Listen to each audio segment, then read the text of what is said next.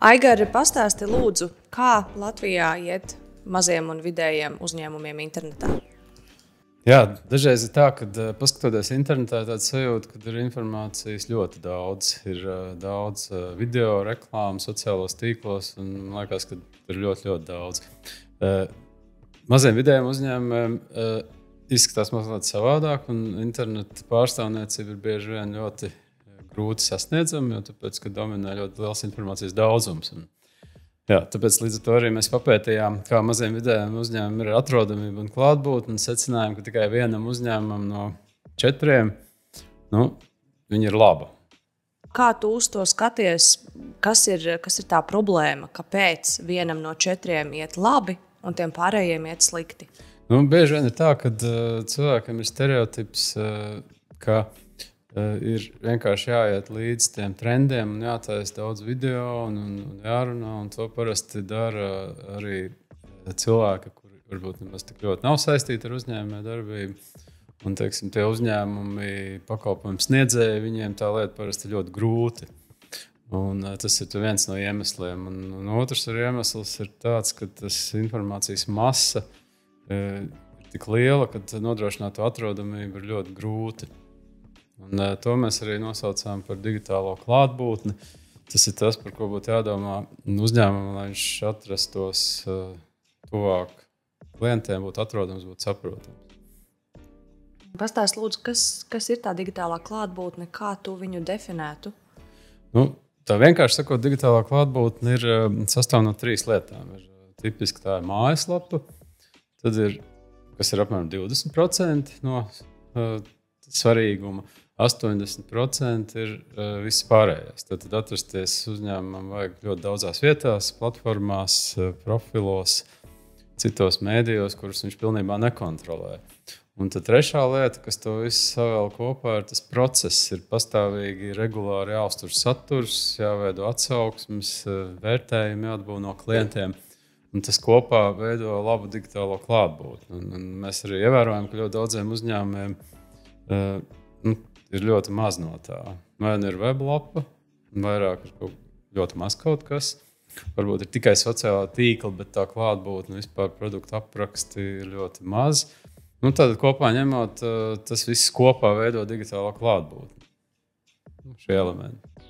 Tu minēji, ka tātad svarīgi ir mājaslapa, svarīgi ir sociālai tīkli, un kas ir tas trešais elements, kur vēl viņiem ir jāparādās, kur ir jābūt tā informācijai? Jā, teiksim, sociālai tīkli ir arī ļoti daudzveidīgi, bet pamatā to mēs saucam par biznesa profiliem. Biznesa profili tas ir gan Latvijas direktori, katalogi, portāli.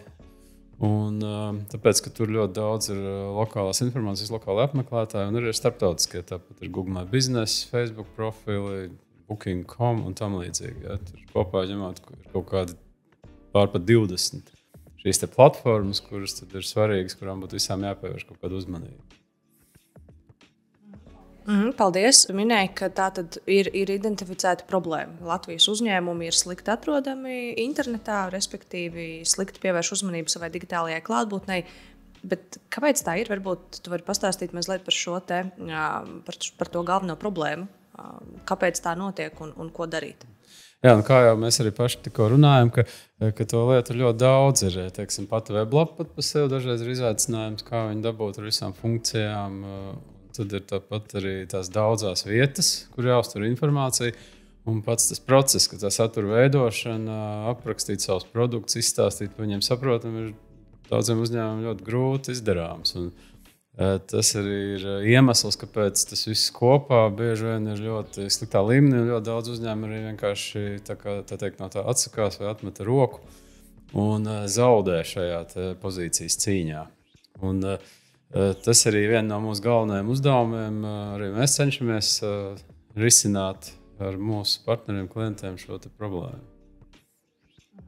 Un saki, lūdzu, tātad, kā jūs vispār identificējat, kad tāda problēma pastāv? Jā, ir vairāk veidi, ir izmērāms, ir tāda digitālās klātbūtnes tests, ja.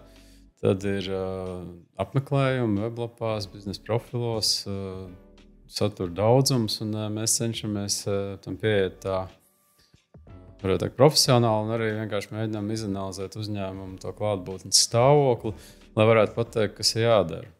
Un tas arī to pētot, mēs secinājām, ka tikai 4 uzņēmumiem tiešām labā līmenī ļoti daudz ko darīt. Daudziem. Un, mēs arī cenšamies izglītot, taisīt webinārus, apmācības par to tēmu. Un, tas ir viens virziens, no otras arī, ka mēs sniedzam dažādu veidu servisu, kas to palīdz risināt. Ja uzņēmums pats to nevar vai nav speciālists. Tu minēji, ka šī problēma ir sastopama Latvijā, bet kā ir arī ar citām valstīm? Tu dodies uz dažādām konferencēm, varbūt tev ir kaut kādas atziņas, ko tu esi atvedis un vari pastāstīt par tām. Jā, pēdējā konferencē, kur mēs bijām, tur bija 2 galvenās tēmas. Viena ir tā, ka mainās meklēšana, jo parastās meklēšanas kā Google, Bing vietā parādījušies ir daudz mākslīgā intelekta meklēšana, un viņi pieaug. Vēl viņi sauc par ģeneratīvo meklēšanu, kur ir cilvēks saņem atbildes tādā teksta veidā, nevis vienkārši staigā pa linkiem ar mērķi nokļūt kaut kādā citā vietā, citā mājaslapā.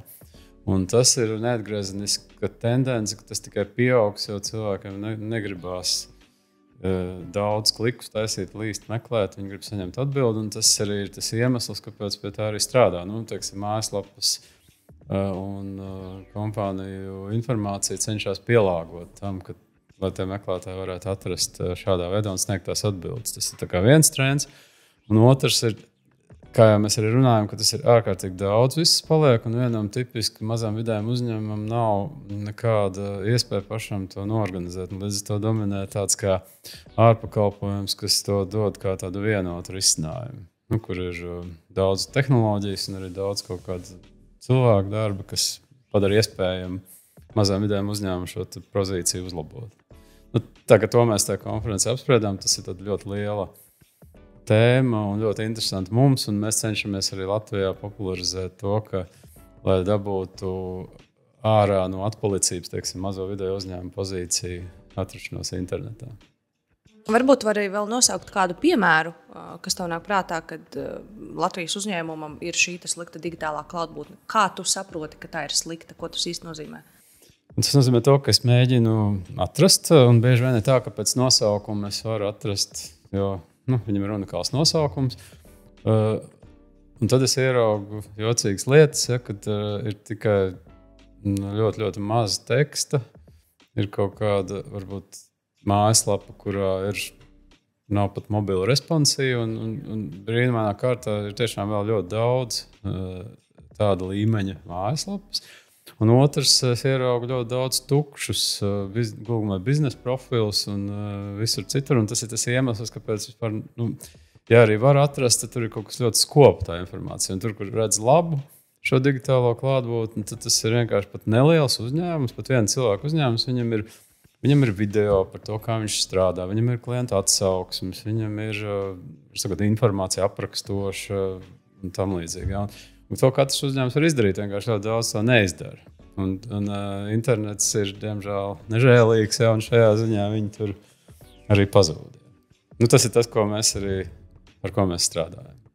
Varbūt pastāst mazliet vairāk par to, kā jūs tam uzņēmumam palīdzat ar šo digitālo klātbūtni, ar šo pakalpojumu. Jā, tā pieeja mums ir diezgan vienkārša, ka mēs zinām, ka mums tipisks klients ir neliels uzņēmums, un mēs aprunājamies ar viņu par to, kā tad tev iet un kas ir tas unikālais, ko tu dari. Uzzinām, pēc iespējas iejūtamies to, kas ir tas, ko uzņēmums dara.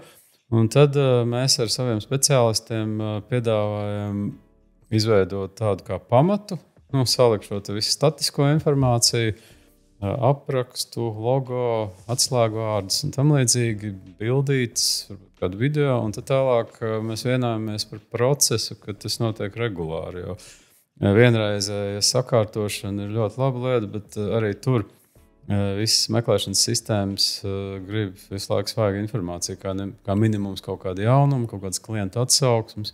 Un tad mēs arī to organizējam. Tad mēs palīdzam uzņēmumam izdarīt šīs lietas no paša sākuma sakārtot un tad uzturēt arī.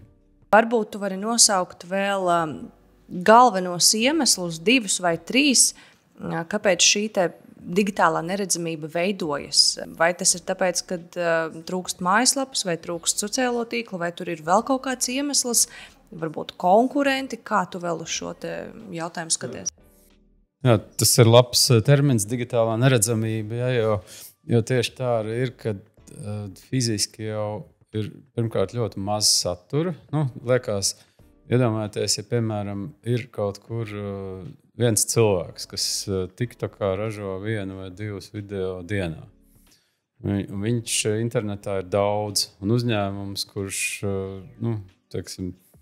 kuram ir 10 darbinieki un kur visu laiku strādā, saturs pa viņu internetā ir tik maziņš, ka tur ir tāds īsts apraksts, kontakti, pāris bildes no iepriekšējā gada, un to arī viss beidzās. Un tad bieži vien jāuzdod vienkārši jautājums, kāpēc nevar izdarīt tā, ka ir atbilstoši tam, ko tu dari, tev ir tas satura apjoms un kvalitāte.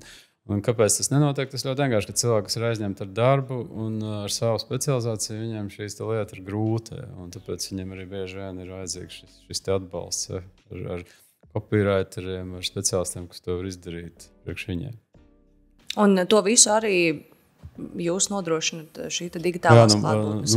Mūsu aģentūra arī, mūsu uzņēmums arī to dara jau gadiem un dažādos līmeņos. Ja, sākot ar to, kad vienkārši sakārto ieliek uztur pamatu, un mēs arī veidojam aktīvo saturu, arī video un tam līdzīgi. Ja, tas ir atkarīgs no tā, ko uzņēmums pats var izdarīt un kas viņam pašam nav. Un varbūt noslēdzošais jautājums, kā jūs nonācāt pie šī digitālā klātbūtne, kā pakalpojuma, kā nosaukuma, kā jūs visu šo gadu laikā sapratāt, ka šis ir vitāli svarīgi, lai Latvijas uzņēmumi varētu izdzīvot mūsdienu digitalizācijas laikmetā? Jā, agrāk bija ļoti vienkārši, kad bija tikai mājaslapa un, var sakot, viss fokusējas uz to un tā klātbūtne, tas termins izveidojās. Un vēl tālāk digitālās klātbūtnes pārvaldība vai angliski presence management, viņš radās tāpēc, ka tieši šis process un šis interneta raksturs, viņš prasa to, ka tas viss ir jādara daudz vairāk un vairākās vietās. Un tāpēc tā klātbūtne, tas nozīmē būt tikai klāt ar vienu savu personiski piederošu mājaslapu. Tas ir apmēram tas pats, kas atrasties vienā vietā, kur neviens neienāk nekad. Un, lai radītu klātbūtni, man ir jābūt daudzās internetu vietās un ar lielāku informācijas apjomu.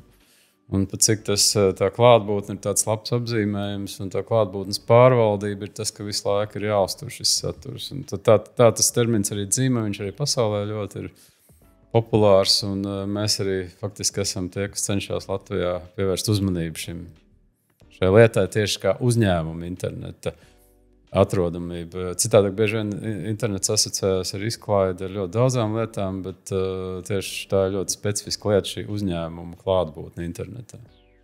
Tad pamatā šis ir tas pats pirmais solis, kas būtu jānodrošina katram uzņēmumam, lai tas gribētu un vēlētos turpināt savu attīstību digitālajā laikmetā. Es pat teiktu, tas ir tā kā izdzīvošanas jautājums, jo tāpēc, kad ir tā, ka bieži vien klientiem ir tā, ka jau ir klienti un viņi strādā pēc ieteikumiem. Un ja tā klātbūtne ir slikta, tad tie ieteikumi nestrādā. Bieži vien ir tā, ka ieteikums cilvēku pārbauda. Un, līdz ar to arī tas būtu tiešām pats pirmais, kas ir jādara. Ja uzņēmums strādā, ja viņam ir klienti, viņš strādā un ieteikumam, to digitālo klātbūtni vienkārši vajag sakārtot. Jo citādāk tie klienti aizies kaut kur citur, arī pēc ieteikuma. Un tas ir bieži vien tas, ko arī galvenokārt bieži vien palaiž garām. Saka, ka man jau tāpat atradīs, jā, un tas daudzreiz vairs nav. Un sevišķi augot jaunākajai auditorijai, viņam nepatīk kaut kas nav internetā. Un tad ļoti daudz tādu varbūt labu uzņēmumu, viņi bieži vien to nepamanā, ka tas tā ir jādara. Un mēs cenšamies palīdzēt ar šīm lietām arī tādiem jau gadiem pieredzējušiem un populāriem uzņēmumiem savā nozarē. Paldies, un varbūt iedod no sevis vienu ieteikumu uzņēmumiem, ko viņiem vajadzētu darīt, ar ko iesākt, lai viņi varētu sākt savu šo ceļu digitālās klātesamības virzienā. Pastāstīt sev tās labās lietas, ko uzņēmums dara, noformulēt, uzrakstīt un teikt, es to visu gribu pateikt pasaulē. Super, paldies!